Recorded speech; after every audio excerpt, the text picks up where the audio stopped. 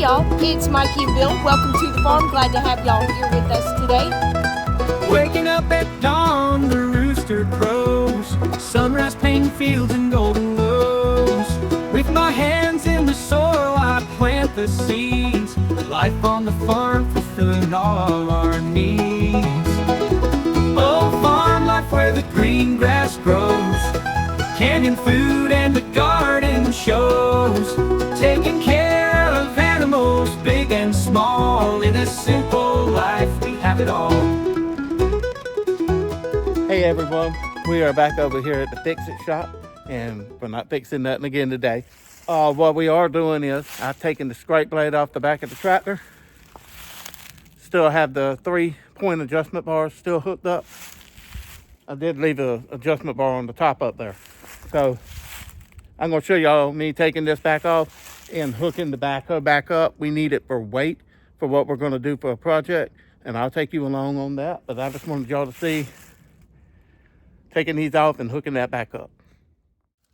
All right, and again, the only thing I'm going to need to take them off is a little bit of oil and a crescent wrench.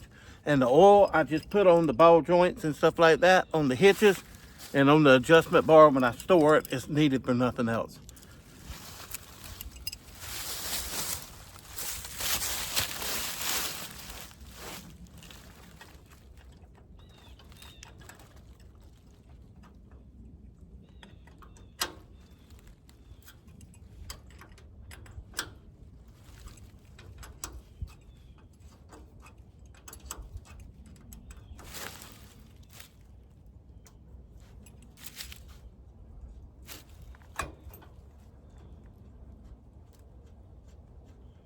So as before, I was showing y'all, all you have is one bolt, one little bolt. I'll bring y'all down here real quick. Right here in this pin that goes through the end of the adjustment bar. And let me show y'all real quick. Push that out. See that pin just goes all the way through there. Oh, sorry. And then that bolt just goes back. Since I found the hole. Hang on, let me set y'all up here better. That pin, what I was showing y'all, that pin goes through here.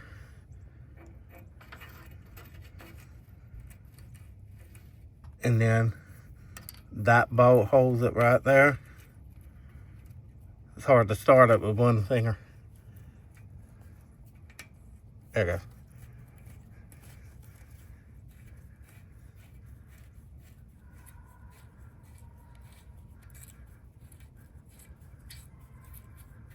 Then I tighten that down the rest of the way with the crescent wrench.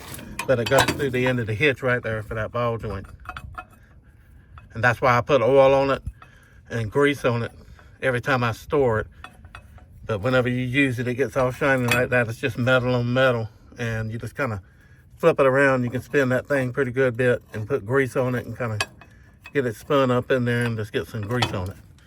All right, and then the other thing is it's got an adjustment bar over here with a snap ring. And I'll take that off. I can't hold the camera to do all that. And then the top one right here. You just pull that pin out, take that washer off, and then take the top half of that off. See, and then all that comes down, and that's one piece. Then you just put the washer back on there, and that stays on the tractor. Just like that over here on this side. See, that one's got the pin through it. There's the bolt. There's that goes through on both sides. And it's got an adjustment bar. And what that does is keeps the equipment from going over and hitting your tire. Once you get it on there, you adjust these. You turn these right here. See, they're threaded on both ends. And that'll keep the equipment when you get in unlevel ground or anything like that. You don't want your arm coming over like that and hitting the tire. But when it's on here, this one over here will keep the equipment from hitting on this side, and this one on the left side of the tractor will keep it from hitting on the right side. Keeps it from going left and right and keeps it stable. So let me put y'all back up here and take this on off.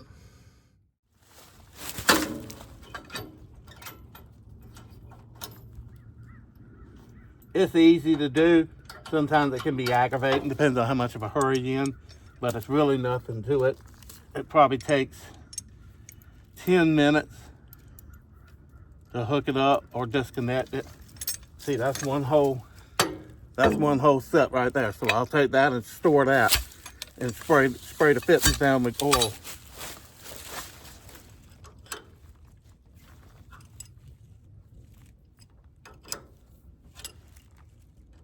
That way it'll be good to go for next time.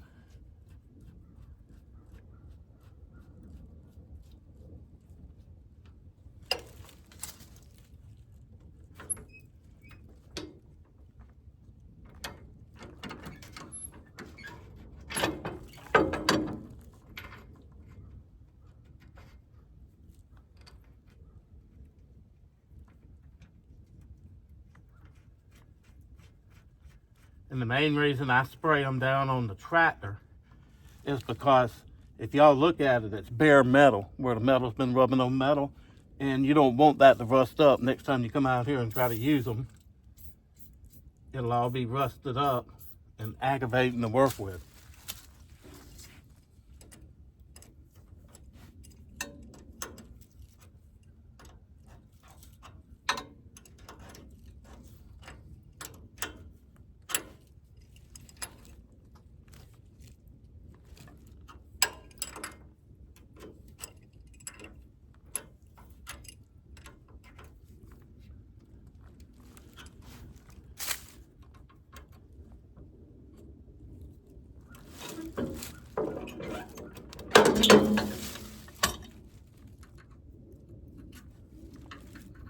I did not bring me a rag with me. It pays to have a good rag to wipe your hands. I don't want it all over my pants or my shirt.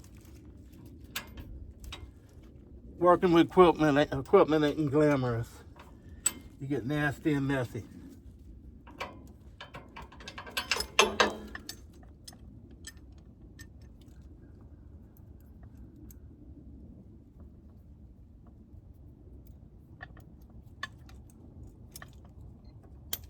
All right, that's the whole other one off.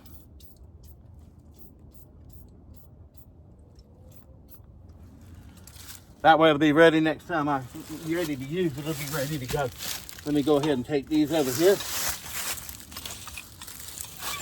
And as you can see, you got two. I don't know if y'all can see them. You got two of them right here that just go on there.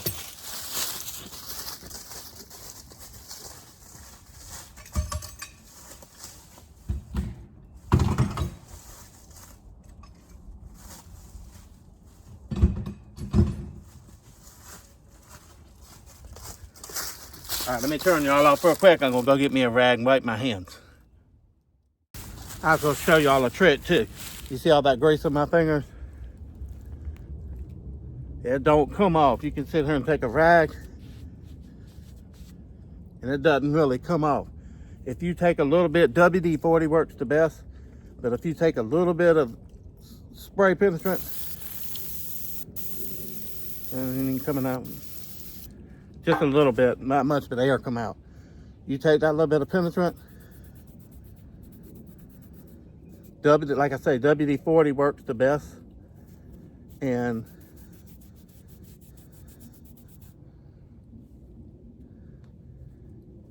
it takes that stuff right off.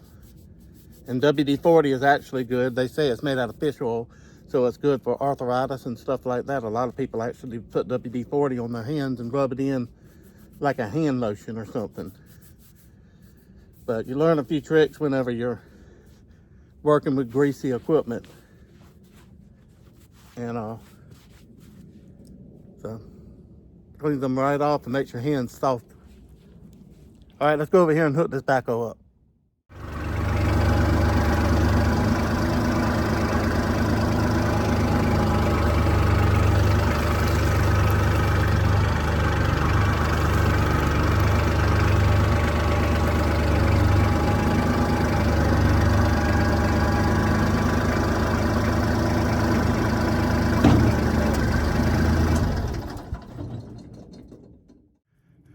All right, when you're backing up to hook up the hydraulic hoses, you take and relieve all the pressure, put the bucket on the ground, take all the pressure off of everything, And then I didn't show y'all before what the backhoe goes in.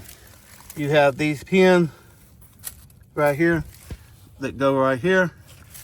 And then these right here that have these steel pins that slide through. Sorry. These pins slide through and they slide through right here.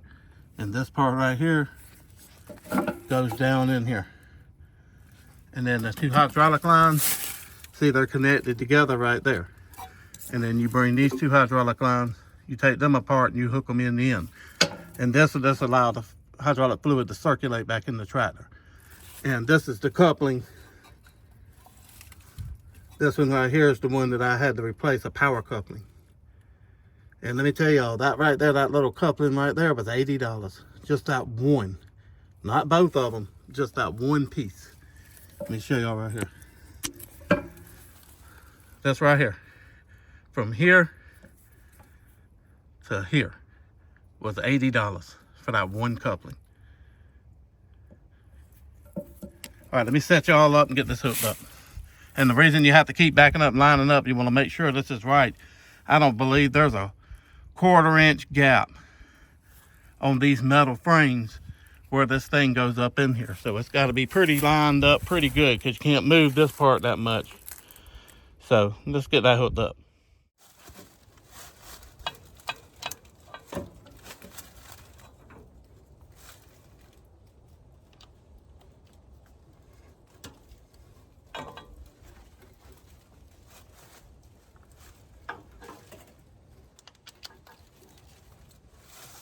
That's that.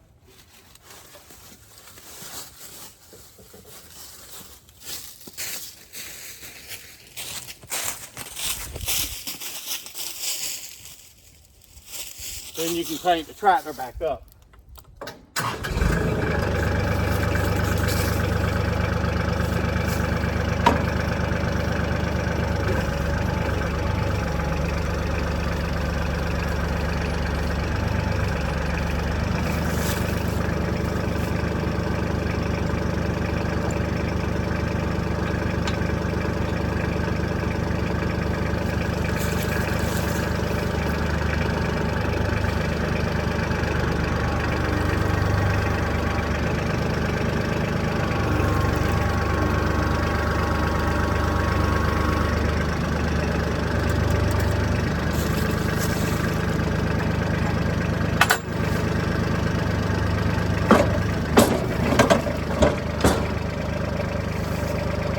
Then you take the backhoe, set y'all over here so you can see better. Use the hydraulic cylinders, the stabilizers, to pick it up and get that bottom part in. Then you use the backhoe to actually put the top part in.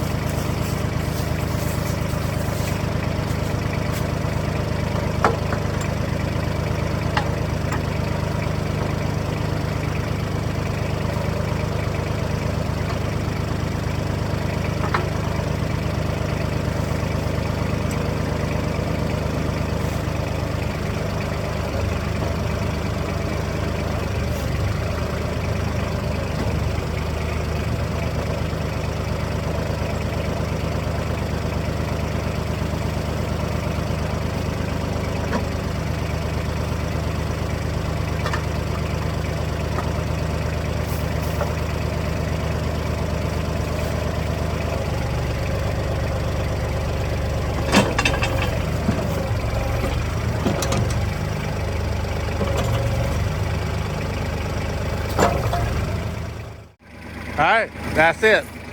It takes, like I say, the whole process might take 15-20 minutes. It took me longer because I was trying to show y'all on the camera and stuff like that.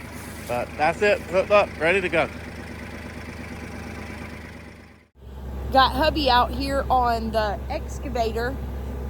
We told y'all a while back we were going to be cleaning out the areas around the pond. This right here, y'all, is the spillway between the catfish pond up here and our bigger pond down here. So all this water grass, as we call it, has grown up in this spillway area. So we are going to be cleaning this out and taking it up, putting it on the back side of the pond dam up here where the catfish pond is, and build that up a little bit more. Get all this cleaned out and allow this water to flow a little bit better. So y'all, since it's cold and we can't do anything to plant, now is the best time to clean all this out while the grass is dormant. So when hubby comes through here with the excavator and tears the grass up, it's gonna have plenty of time to heal back up and grow back in for next year. Y'all can see that excavator coming through, tears the grass up and makes a mess, but all this will heal back and grow back over. So this is why we've waited so long to get in here and get this area clean, because last year when he started doing this around the pond edges, it was tearing the grass up pretty bad. And now is the best time to make a mess. So what he's doing now, y'all, he is just digging up, moving it over closer and closer so he can bring it on up here and get it up in this area.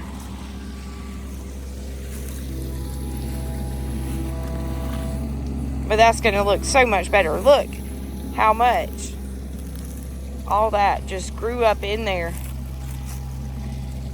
Get that dug out more. And when hubby did this, y'all, he did it with the little Kubota tractor. So the mini excavator will give him a chance to dig it out a little bit deeper and reach in there a little bit farther where he couldn't really get too well with the tractor.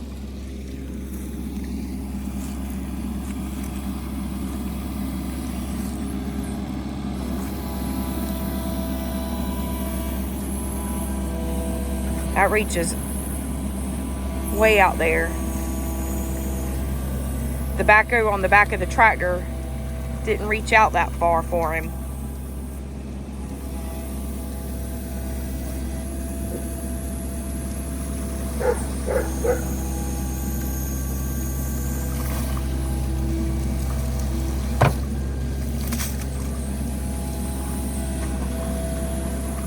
We were hoping to take some of this mud and muck up to the garden area. That's why we've got the tractor down here. But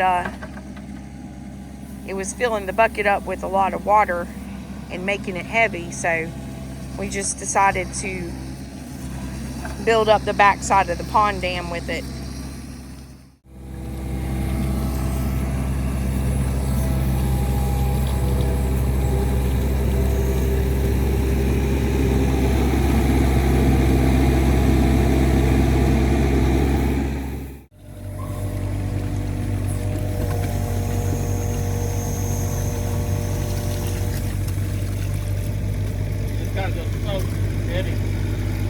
Yeah. I don't know if y'all heard hubby or not. He said you got to go slow because all this is really heavy.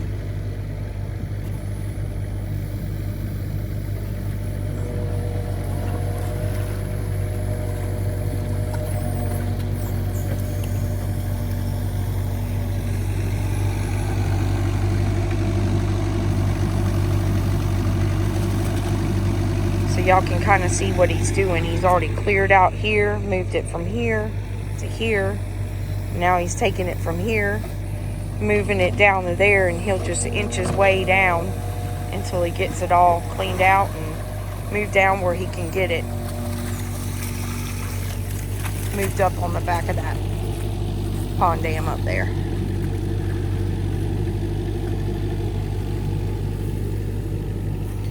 It sure did need this bad.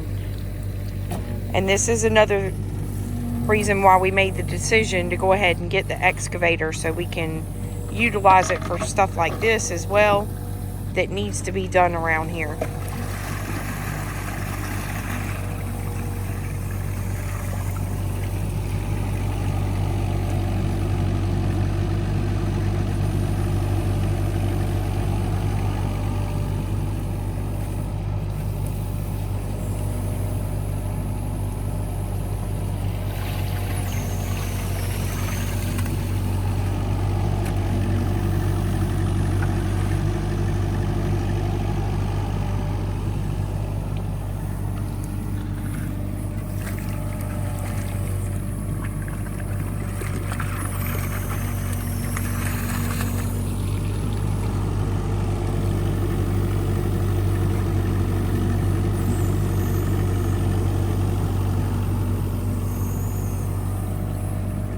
I told hubby I sure wish that we could figure out a way to take this up to the garden, y'all.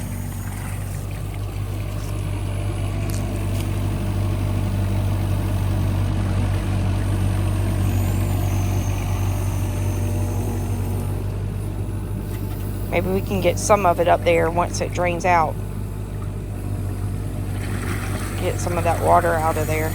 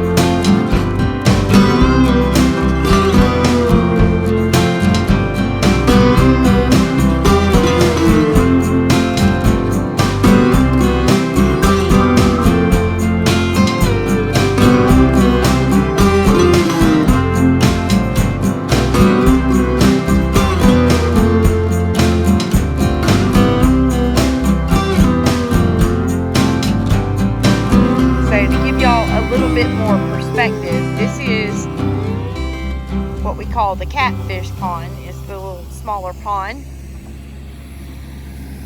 And this is where hubby is putting all that along the back side of this pond dam, make it a little bit wider. Just a little bit more secure. We haven't had any problems with it, but he actually came through a couple of years ago and pushed all this up against the back of the pond dam and raised it just a little bit, because this area right through here, the pond would flow over and it would be pretty muddy through here. So, but there's the barn, and this is just the smaller pond over here. It's got some catfish in there, so hence the reason why we call it the catfish pond. But he's getting it cleaned out pretty good over here. It'll look a whole lot better being able to dig that down deeper and getting all that cleaned out real good.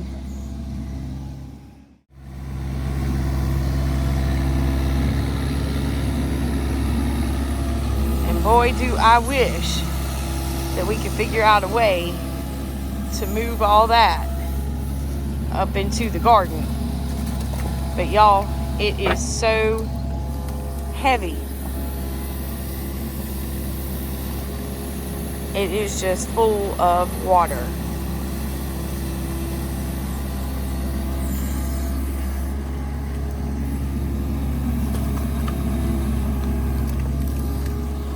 Y'all can see the side of the cedar tree where little nibbles have gotten a hold of it where they can reach. Loretta and Nelson like to climb up in the cedar tree.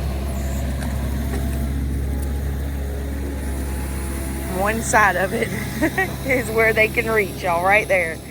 So this area right here is from the spillway over here. If the catfish pond gets too high, there's a pipe running up underneath the ground right here and comes out right there. And then we have a spillway. I don't know if y'all can see it or not. Right down there.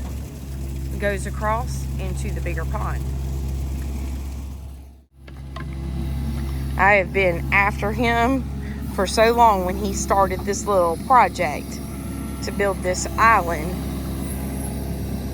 and could never get in there with the tractor to dig it out deep enough to get it cleaned out, and it always just grow up. Y'all saw what it looked like, and now he's able to get in there and hopefully get this project that he started a couple of years ago with the tractor finished up and looking good.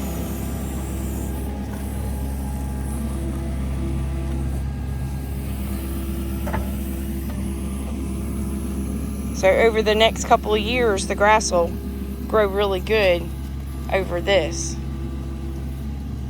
There was no grass in that island when he first started this project at all. It was all, looked like woods and no grass on it. And he's went over there and got it cleared out and got all that grass growing on there now. From sunrise to sunset, we work and play, celebrating farm life in the best kind of way. Oh, farm life where the green grass grows, canning food and the garden shows, taking care of animals big and small. In this simple life we have it all.